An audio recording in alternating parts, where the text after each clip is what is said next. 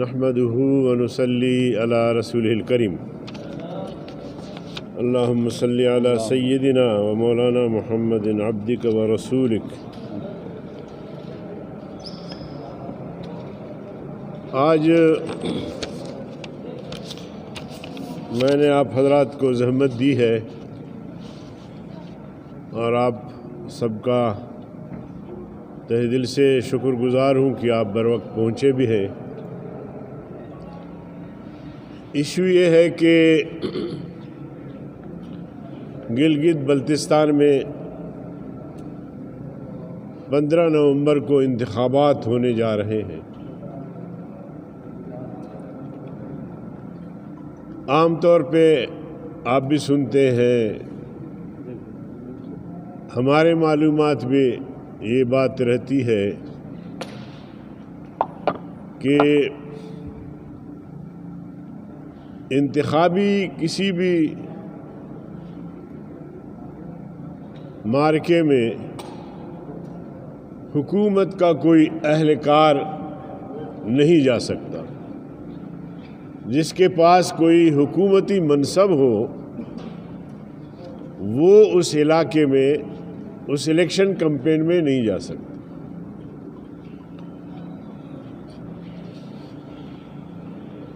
علی امین گنڈا پور، سیف اللہ نیازی اور دیگر وزراء جو ایک عرصے سے گلگت بلتستان میں پی ٹی آئی کی کمپین چلا رہے ہیں اور حال ہی میں سلیکٹڈ وزیر اعظم جناب عمران خان بھی وہاں تشریف لے گئے اور انہوں نے پرانے فیصلوں کا اعادہ کیا. گلگت بلتستان کو عبوری صوبے کا اسٹیٹس پہلے سے حاصل ہے. انہوں نے الیکشن میں ووٹ حاصل کرنے کے لیے لوگوں کے آنکھوں میں دھول جھونکنے کے لیے اور گلگت بلتستان کے لوگوں کو بیوقوف بنانے کی ناکام کوشش کی اور یہ اعلان کیا کہ گلگت بلتستان کو عبوری صوبے کا درجہ دیا جاتا ہے. باقی پیکج کا اعلان الیکشن کے بعد مجھے کرنا ہے. آپ اندازہ لگائیے اس احمق کا. اور مولانا فضل الرحمان صاحب بلا وجہ نہیں کہتے کہ یہ نالائق ہے، نااہل ہے، نہ سمجھ ہے. 2.5 سال گزرنے کے بعد اب جا کے گلگت اعلان کرتا ہے کہ میں الیکشن کے بعد تمہیں پیکج دوں گا. پیکج ویسے گلگت بلتستان کے عوام کا حق ہے. وہ پسماندہ علاقہ ہے، غریب علاقہ ہے، زیادہ وہاں کے لوگ غریب ہیں اور ہمیشہ ان کا مطالبہ رہا ہے کہ یہاں پیکج دیے جائیں، یہاں ترقیاتی کام جنگی بنیادوں پر شروع کیا جائے تاکہ یہاں کے لوگوں میں جو محرومیت ہے اس کا خاتمہ کیا جا سکے. مگر جناب عمران خان نے اب جا کے لوگوں کو دلاسا دینے کی کوشش کی ہے الیکشن جیتنے کے لیے. اس قسم کے جا کے انہوں نے دعوے کیے ہیں. میں گلگت بلتستان کے عوام سے، لوگوں سے کہنا چاہتا ہوں کہ یہ جھوٹا آدمی ہے، اس نے زندگی بھر جھوٹ بولا ہے، اب بھی آ کر تم سے جھوٹ بولا ہے۔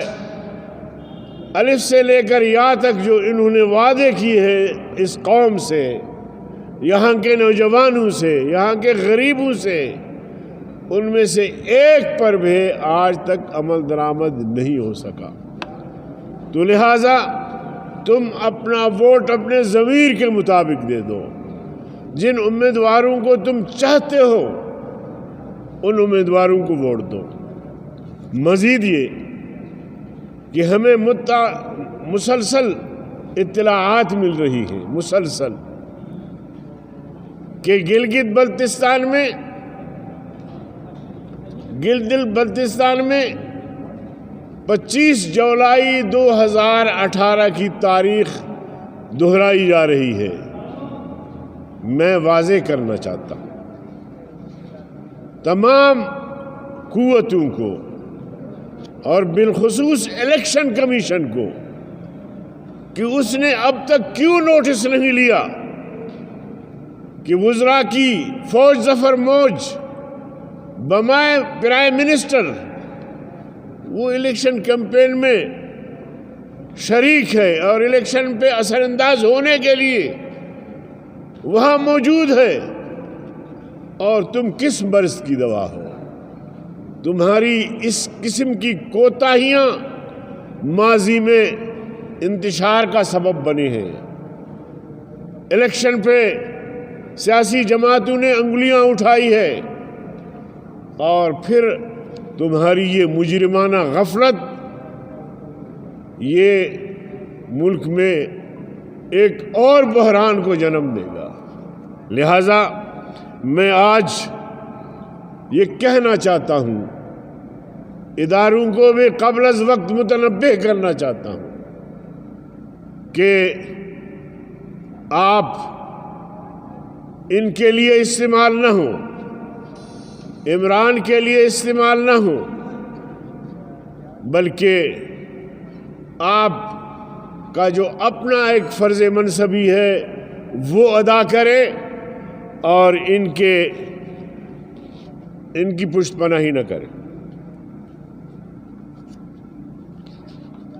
تو میں آپ کے توسط سے الیکشن کمیشن سے بھی کہنا چاہتا ہوں کہ وہ غفلت کی چادر پھینک دے، اٹھے اور اپنے اختیارات استعمال کریں اور حکومت کو الیکشن میں مداخلت سے روکیں۔ گلگت بلتستان میں الیکشن صاف شفاف ہونا چاہیے، لوگ جس کو چاہیں اپنے ضمیر کے مطابق ووٹ دیں، پیٹیاں بکسے چوری نہیں ہونی چاہیے، اور اس کے خطرناک نتائج نکل سکتے ہیں۔ میں اس ضمن میں یہ بھی کہنا چاہوں گا کہ پشاور کے جلسے کے حوالے سے مسلسل حکومتی ذمہ داران کا بیان آ رہا ہے کہ یہاں پشاور میں دہشت گرد داخل ہو گئے ہیں، دہشت گردی کا امکان ہے، لہذا جلسے کو ملتوی ہونا چاہیے۔ میں ان سے پوچھنا چاہتا ہوں کہ جناب والا، دہشت گرد اس کا حلیہ بھی آپ بتاتے ہیں، قد بھی بتاتے ہیں، لباس بھی بتاتے ہیں، شکل بھی بتاتے ہیں کہ گورا ہے یا کالا، آپ اس کو گرفتار کیوں نہیں کرتے؟ آپ اس کو پکڑتے کیوں نہیں ہیں؟ اس لیے ہم سمجھتے ہیں کہ پی ڈی ایم کے جلسے جو ہو رہے ہیں، اب یہ پشاور میں 22 نومبر کو چوتھا جلسہ ہوگا ہمارا، حکومت گھبرا گئی ہے، بھکلاہٹ کا شکار ہے، مسلسل بلا جواز بے تکے پروپیگنڈے میں مصروف ہے، مگر اب عوام بیدار ہو چکی ہے۔ اب عوام ان کو جان چکے ہیں کہ 2.5 سالہ مدت میں انہوں نے پبلک کے لیے کیا کیا، ملک کے لیے کیا کیا، کیا کردار ہے ان کا، کون سے پروجیکٹ لے کر آئے۔ مہنگائی روز بروز بڑھ رہی ہے، اس میں اضافہ ہو رہا ہے۔ غریب سے تو جا کے پوچھے کہ اس کی زندگی کیسے بسر ہو رہی ہے، لوگ خود خوشیوں پر اتر آئے ہیں۔ تو لہٰذا میں سمجھتا ہوں کہ اس قسم کے پروپیگنڈوں سے ہم مرعوب نہیں ہوں گے، نہ خوفزدہ ہوں گے، اور انشاءاللہ العظیم پشاور کا جلسہ ہو کر رہے گا۔ اگر خدا نخواستہ اس میں کوئی دہشت گردی ہوئی تو ہم ابھی سے کہتے ہیں کہ اس کا FIR پرائم منسٹر، وزیر اعلیٰ خیبر پختونخوا، وزیر داخلہ، ان پر جو ہے وہ دائر کیا جائے گا۔ آپ کس بیماری کا علاج ہے، کس مرض کی دوا ہے؟ صوبے میں بھی آپ کی حکومت، وفاق میں بھی آپ کی حکومت، آپ کو دہشت گردوں پہ کنٹرول نہیں ہے۔ پشاور کا واقعہ ہوا، مدرسے کا واقعہ ہوا، بہت دل خراش، بہت افسوسناک واقعہ ہوا۔ پرائم منسٹر صاحب نے تکلیف تک نہیں کی کہ ان معصوم بچوں سے، ان کے ورثاء سے جا کے اظہار ہمدردی کرے، ان سے جا کے تعزیت کرے۔ جنرل باجوہ صاحب نے اتنا تو کیا کہ ہاسپٹل چلے گئے، ان بچوں سے ملا، ورنہ وزیر اعلیٰ صاحب تو وہ بھی ابھی تک نہیں گئے وہاں۔ اور ہم نے مطالبہ کیا روز اول سے کہ اعلیٰ سطحی جوڈیشل کمیشن قائم کیا جائے تاکہ اس واقعے کی تحقیقات صحیح معنوں میں ہو۔ کراچی میں مولانا عادل کے علاوہ اب حال ہی میں مولانا مفتی عبداللہ پہ حملہ ہوا ہے، جان لیوا حملہ ہوا ہے، وہ شدید زخمی ہے، ہاسپٹل میں پڑا ہے، قاتل گرفتار ہوا ہے، اور قاتل کو فرار بھی کروایا گیا ہے تھانے سے۔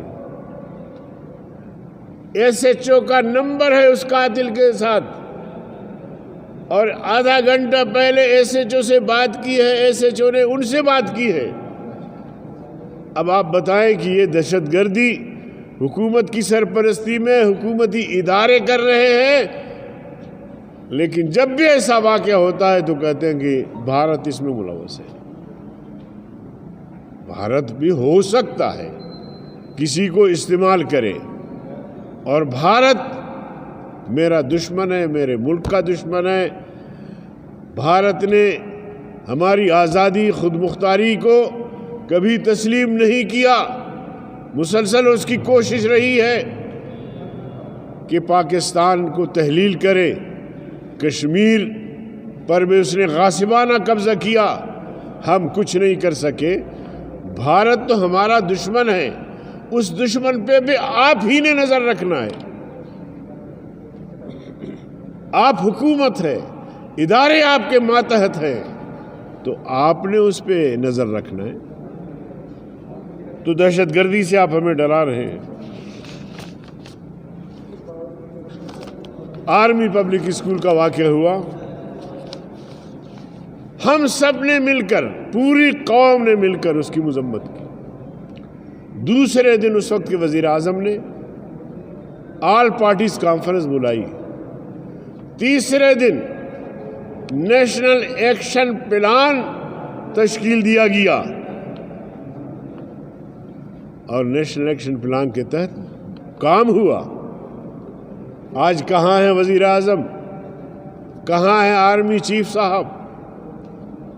کہاں ہے حکومت اور حکومتی ادارے؟ یہ بھی اتنا بڑا حادثہ، 100 سے زیادہ بچے زخمی ہوئے ہیں، اور 1 درجن سے زیادہ بچے شہید ہوئے ہیں. اتنا بڑا واقعہ ہے. تو قوم کو تم تقسیم کر رہے ہو کہ مدرسے میں پڑھنے والا بچہ وہ شاید انسان ہی نہیں ہے، اسکول اور کالج اور یونیورسٹی میں پڑھنے والا بچہ وہ اصل پاکستانی ہے. تو اس لیے کسی شاعر نے کہا کہ تیرے قتل پر واویلا، تیرے قتل پہ واویلا، میرے قتل پہ خاموشی.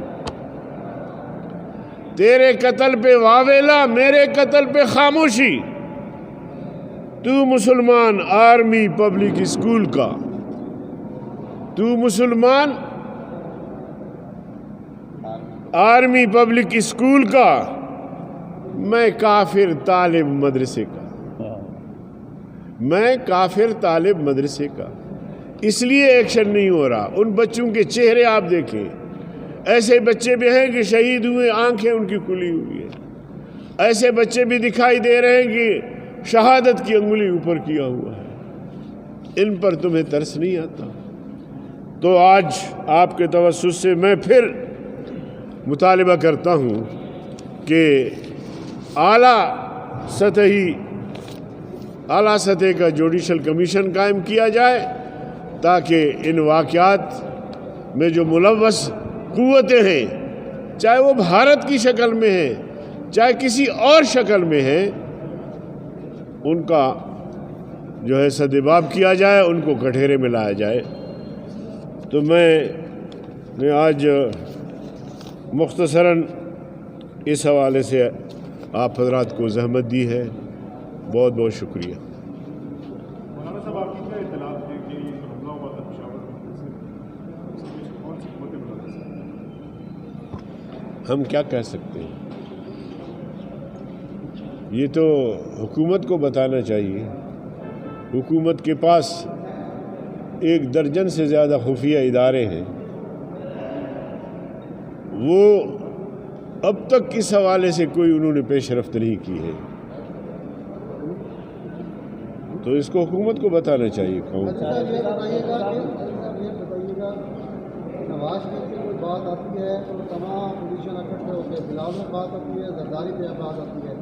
اس معاملے پر آپ اپوزیشن کو اکٹھے کر کے ایک بطور احتجاج پارلیمنٹ کے طور پہ یا پارلیمنٹ کے حوالے سے یا پارلیمنٹ کے باہر کوئی احتجاج کیوں نہیں کرتے کہ اس واقعے کے جو مجرمان ہیں ان کو سامنے لایا جائے اگر حکومت کو پتہ ہے؟ پارلیمنٹ کے اندر تو ہم نے شدید احتجاج کیا ہے. البتہ پارلیمنٹ کے باہر اس عنوان سے ہمارا اب تک کوئی احتجاج نہیں ہوا ہے، اور یہ اچھی بات ہے. اور دیکھتے ہیں حکمرانوں کی طرف کہ وہ کیا کرتے ہیں.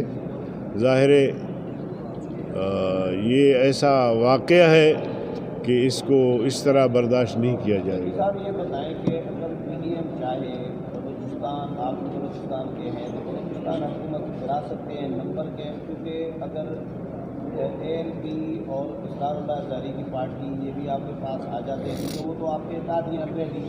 ہزارات ڈیموکریٹک پارٹی کے جو ممبران ہیں فرض کریں وہ بھی اگر ان کے ساتھ اطاعت بن سکتے ہیں، پی ڈی ایم کے ساتھ بھی بن سکتے ہیں، تو حکومت گرا سکتے ہیں. ایسا کوئی آپشن ہے میرے غور؟ یا دراصل ہم فی الحال جو سب سے بڑا مجرم ہے، سلیکٹڈ ہے، ہم اپنی پوری قوت اس کے خلاف صرف کر رہے ہیں. بلوچستان حکومت میں اگر تبدیلی بھی آتی ہے تو شاید ان کی صحت پہ کوئی اثر نہ پڑے. ماضی میں بھی بلوچستان کی حکومت کو قربان کیا گیا ہے. اب بھی اگر کوئی ایسی تبدیلی آتی ہے تو ان کی صحت پہ کوئی اثر نہیں پڑتا. اس لیے یہ بکلاہٹ کا شکار ہے، یہ کرپٹ بھی ہے. اپنے کرپٹ لوگوں کو یہاں سے لندن منتقل کیا ہے. یہ نااہل ہے، اس لیے باہر سے لوگوں کو لا کے مشیر بنا رہے ہیں، ان کو بھرتی کر رہے ہیں، ان کے سہارے اس حکومت کو چلا رہے ہیں. تو ہم فی الحال ہماری تمام تر توجہ کا مرکز جو ہے وہ سلیکٹڈ حکومت ہے، سلیکٹڈ وزیر اعظم. ایشو تو ہے ان کا نا جنہوں نے بلوچستان حکومت بنوائی BJP بنوائی ثابت سنجرانی کو منتخب کرا ایشو تو ان کو جھٹکا تو ان کو دینا ہے. دیکھیں یہ ایک فیصلہ تھا ہو گیا گزر گیا آئندہ سوچ سمجھ کے فیصلے کریں گے. سارے جو کرپٹ لوگ ہیں لندن کو بات کرتے ہیں جی لندن جو ہے وہ اچھا پناہ گاہ ہے اچھے لوگوں کا بھی برے لوگوں کا بھی. جی آپ نے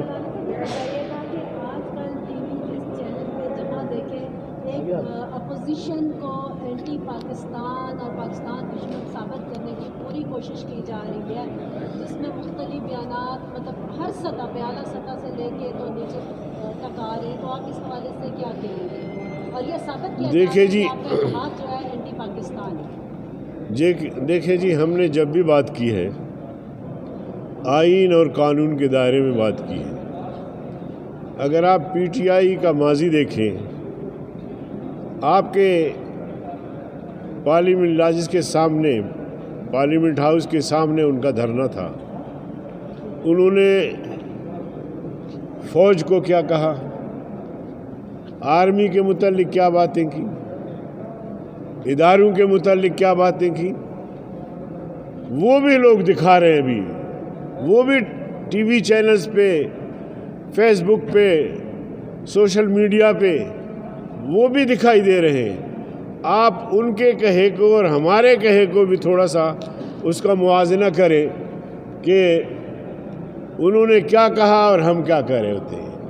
ہم نے ہمیشہ ادارے کا احترام رکھتے ہوئے یہ کہا ہے کہ ادارے کے اپنے آئینی حدود ہیں وہ اپنے آئینی حدود میں رہ کر ملک اور قوم کی خدمت سر انجام دے کوئی اختلاف نہیں. اگر اپنے حدود سے تجاوز کر کے سیاست میں آئیں گے سیاسی فیصلے ہوں گے تو پھر ایک پاکستانی شہری کی حیثیت سے ایک سیاسی کارکن کی حیثیت سے میں اس کو بہتر بھی کہہ سکتا ہوں میں اس کو غلط بھی کہہ سکتا ہوں.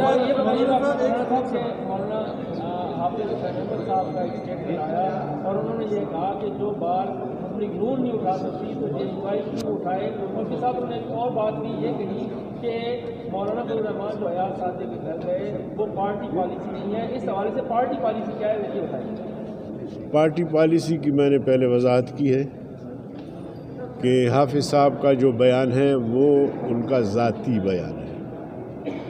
پارٹی پالیسی وہ ہے جس کو مولانا فضل الرحمان صاحب چلا رہے ہیں یا تقریروں میں کہہ رہے ہیں جو ہم کہہ رہے ہیں وہ پارٹی پالیسی. مولانا صاحب اگر کوئی بھی شخص پاکستان چھوڑنے کی بات کرے تو اس کو ہم محب وطن کہیں گے یا غدار کا پتہ لگا دیں گے. آپ کیا سمجھتے ہیں کوئی بھی ہو؟ میرے خیال میں پاکستان میں کوئی ایسی شخصیت میرے سامنے تو نہیں ہے یا اس کی کوئی ایسی بات کہ اس نے کوئی پاکستان توڑنے کی بات کی ہو. اگر آپ کے علم میں ہے تو میرے علم میں اضافہ کریں. آپ کو پتہ ہے نہیں آپ بتا دیں کوئی ایسی. اویس نورانی صاحب کے تناظر اویس نورانی صاحب نے اپنے بیان کی وضاحت کی ہے تو بات ختم ہو گئی. وضاحت کے بعد اچھا مولانا صاحب ایسا کیوں ہے کہ اپوزیشن جو بیان دیتی ہے بھارت سرکار سے بہت خوش ہوتی ہے کیا وجہ؟ میرے خیال میں آج کل تو حکومت کے بیانات سے زیادہ خوش ہو رہی ہے اس لیے کہ کشمیر مفت میں تشت میں بھارت کے حوالے کیا اور خود پرائم منسٹر نے کہا کہ کشمیر کو 3 حصوں میں تقسیم ہونا چاہیے. پرائم منسٹر نے کہا کہ مودی آئے گا تو کشمیر کا مسئلہ حل ہو جائے گا. مودی آیا کشمیر کا مسئلہ اس طرح حل کیا کہ کشمیر کو بھارت میں ضم کر دیا. تو اس سے بھارت کو خوشی نہیں ہوگی. بھارت میں ہیڈ لائنز تو آپ سے متعلق ہیں ابھی تو ہم نے کون سی بات کی جو بھارت سے خوش ہوا وہ بتائے. جی سر ابھی ایاز صادق صاحب کا بیان اس سے پہلے کیا کہا اس نے انہوں نے یہی کہا نا کہ پلوامہ اٹیک کے بعد جو ہے وہ پاکستان ہم دباؤ میں آ کے ہم نے نرمن کو وہاں سے ریلیز کیا اور ٹانگے کام رہی تھی سپاہ سالار کی. یہ سب آپ کے پاس دیکھیے ایاز صادق نے جو بیان دیا ہے وہ اس کا بیان ہے پارٹی پالیسی ہے یا ذاتی بیان ہے اس کی وضاحت اس نے خود کرنی ہے. اس نے خود کرنی ہے اس کی بات. لیکن سوال یہ ہے کہ جو معاملات ہوتے ہیں ہم سب کے سامنے ہوتے ہیں हम भी देख रहे होते हैं कि किसका कितना किरदार है। तो अगर किसी का मुस्बत किरदार नहीं होगा, उस पर अगर आप हरफगिरी करेंगे तो ये आपका हक़ है। मौलाना साहब, आप ये पर बात नहीं कहा कि आप कहते हैं कि सिलेक्टेड वज़ीर आज़म है, बेख्तियार है, इसके पल्ले कुछ नहीं है, तो आप फिर इस्तीफ़ा किससे मांग रहे हैं और किसका मांग रहे हैं? ये तो आपके लिए कोई अहमियत नहीं रखता। देखिए, सिलेक्टेड तो मैं बारहा कह चुका हूँ कि ये शो पीस है, और इसके पीछे जो क़ुव्वत है उसने इसको सेलेक्ट भी किया, मुसल्लत भी किया। अब बात दरअसल उनसे है कि हम इनको रहे हैं, लेकिन उनको कन्वे कर रहे हैं कि ये तुम्हारा लाया हुआ मुसीबत है और इसको तुमने लाया है, अब तुम इसका पीछा छोड़ दो।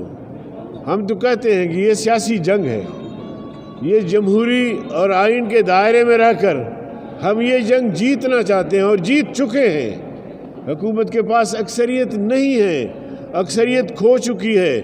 तो इस हवाले से हम कहते हैं कि जो पुश्तपनाह है वो भी कहें कि भाई हमने आपको हुकूमत दिला दी, अब तुम जानो तो तुम्हारा रब जाने। तो ये हमें छोड़ दें, हम ये जंग उनके साथ लड़ना चाहते हैं। बहुत शुक्रिया, थैंक यू जी।